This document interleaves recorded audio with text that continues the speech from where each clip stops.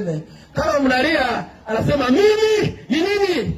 Ni ufufuko na nini? Na uzima. Kusema kwa sauti, Yesu ni ufufuko na uzima. Yesu ni ufufuko na uzima. Kusema kwa sauti, Yesu ni ufufuko na uzima. Yesu anataka kuokoa watu wa kartie. Yesu anataka kufufua watu wa kartie, sababu yeye ni ufufuko na uzima. Walisema kitu moja, Yesu ungelikuwa hapa, Lazaro angelifanya nini? Kama Yesu angelikuwa hapa, Lazaro angelikufa.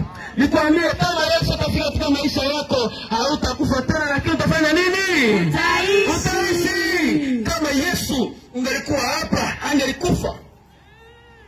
Absence ya Yesu inafanya mtu akufe. Presence ya Yesu inafanya mtu akuwe hai. Tunahitaji wa mama, wa baba,